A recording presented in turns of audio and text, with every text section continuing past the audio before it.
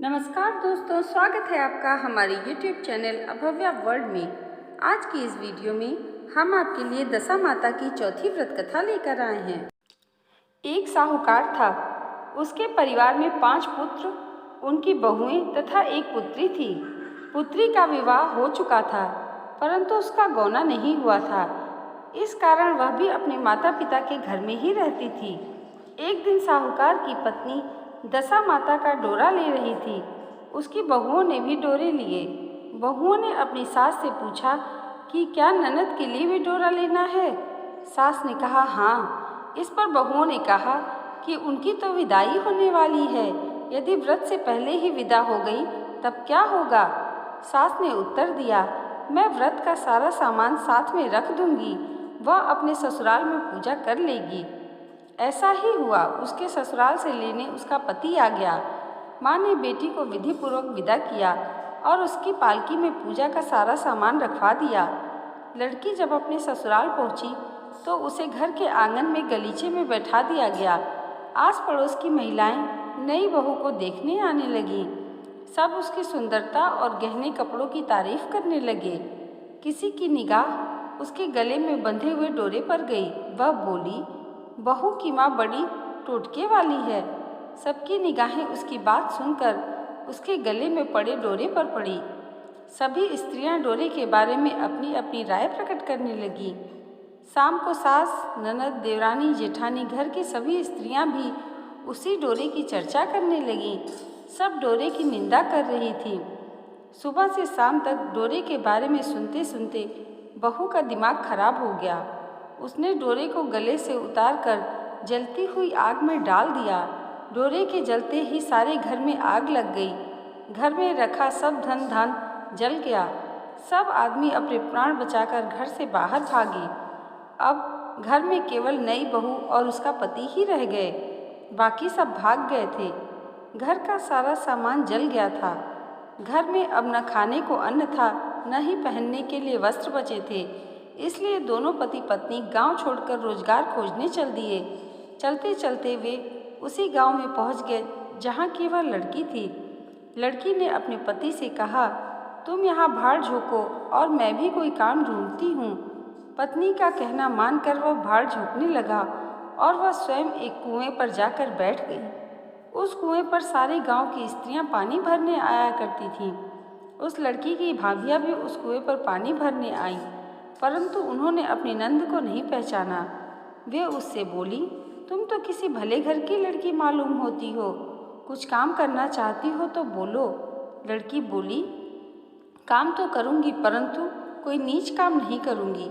बड़ी भाभी बोली, हमारी ननद ससुराल चली गई है, तुम हमारे बच्चों की देखभाल करती रहना और हमारे घर से सीधा लेकर अपना भोजन बना लिया करना। लड़की इस काम के लिए राजी हो गई। लड़की की भाभियाँ अपने घर आईं और सास से बोली, कुएं पर एक अनाथ लड़की बैठी है, वह हमारे घर रहने और बच्चों की देखभाल करने को राजी है, आप कहो तो हम उसे रख लें।